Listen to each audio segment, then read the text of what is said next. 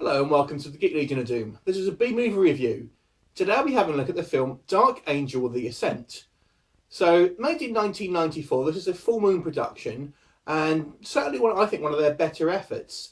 This is a story about a young demon, or female demon, called Veronica, who at the start of the movie we see her in hell, and she's kind of the daughter of this kind of like torturer demon, and there's some quite nice shots of hell basically where they're, you know, you see lots of, you know, the damned soul sort of being tortured and things like that. But amusingly, she actually has a kind of proper family. She's a mother and a father, and they actually, you know, they actually have their own home and family sort of unit. One of the most interesting things about this film is because it's obviously a fairly, you know, religious centric film, is that hell and the demons actually they actually work for God, and they're actually on the same side as the angels. So basically, when you have a soul that is damned and goes to hell, the demons and everything are actually working for God and heaven, and are actually there to sort of to torture these and make these sort of damned souls suffer, rather than sort of being against, you know, heaven and the God and everything. So that's one of the most interesting ideas about this film. So this female demon, who's, you know, she's got horns and a tail and everything.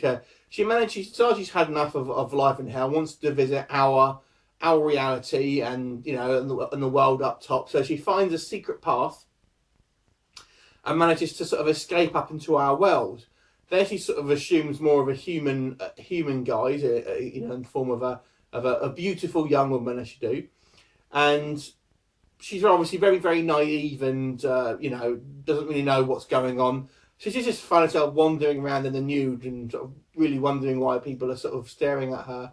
Eventually, she gets knocked over by a car and is kind of rescued by a young doctor, and from there they have like a blossoming romance. I mean, he doesn't know sort of who she is and she just thinks she's a sort of a strange girl. She's also got her sort of hellhound with her, who's a German Shepherd and called Hellraiser.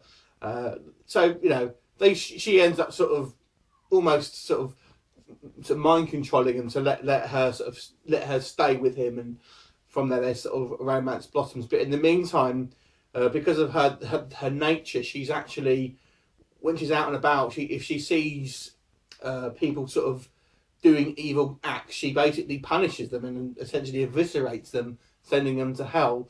So much so that she maybe goes a little bit sort of too far with certain people, and there's just like another woman simply sort of flirts with the doctor, and she's, you know, she's almost sending this woman to hell. Plus, you know, eventually she attracts the attention of the police, who are obviously, you know, sort of counting these bodies that are sort of stacking up, and she sort of scares one of the police as well.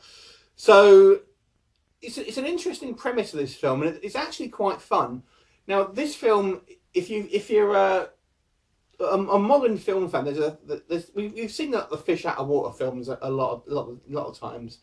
The one that reminds me of most of is actually Thor, because you have, I mean, not the whole film Thor, but where basically Thor sort of comes down from Asgard, and he's obviously a powerful otherworldly being, and is kind of shoved in our world and doesn't in more of a mortal form, you know, and is having sort of trouble assimilating him. That's basically the whole movie in this one. Apart from, rather than being a god from Asgard, it's a demon from hell.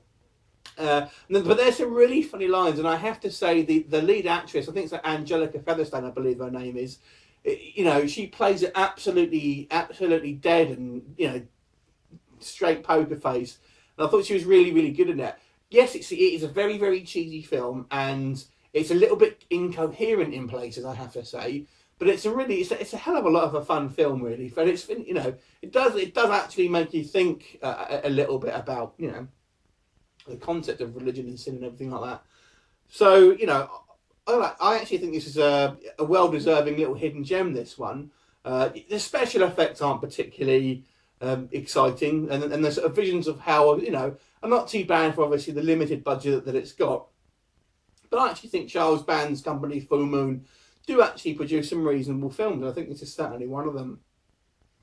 Like I said, it maybe is a little bit corny, and I think maybe the story could do with a little bit of tidying up. And some of it's filmed in a sort of Eastern European location, so some of the lines are redubbed. So that's obviously a little bit jarring. But the actual acting of the main cast, obviously the female demon, the sort of doctor, and the main police guy. You know, I think they're all perfectly acceptable, to be honest with you, and actually and the police are actually quite. There's two sort of police that are sort of chasing, and they have some sort of good like one-liners as well. So I enjoyed this film. I mean, it does have a few issues with it, but for the most part, I think it's a great film. So 7.5 for me. Having seen it, let me know what you think, and I look forward to seeing you next time. See you later.